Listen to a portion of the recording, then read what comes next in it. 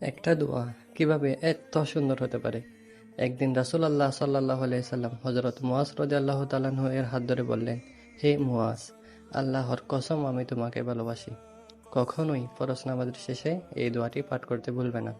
দোয়াটি হলো, আল্লাহুম্মা আইন্নি আলা যিকরিকা ওয়া শুকরিকা ওয়া হুসনি ইবাদাতিক।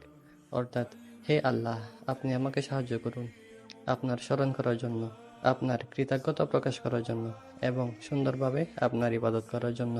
একটু ভাবুন তো, আমরা আল্লাহ তাআলার সন্তুষ্টি অর্জন করার জন্য কত ইবাদত করি, নামাজ পড়ি, রোজা রাখি এবং অন্যান্য কত ধরনের ইবাদতই না করি, কিন্তু এগুলো কি সুন্দরভাবে আল্লাহ তাআলার কাছে কবুল হচ্ছে?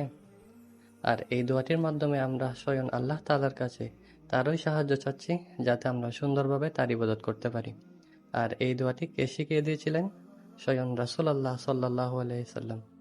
এবং তিনি বলেছেন যাতে কখনোই ফরজ নামাজের শেষে এই দোয়াটি যেন আমরা পাঠ করতে না ভুলি। তাই আমাদের সকলেরই উচিত হবে ফরজ নামাজের শেষে এই দোয়াটি পাঠ করা। পড়বেন তো ইনশাল্লাহ?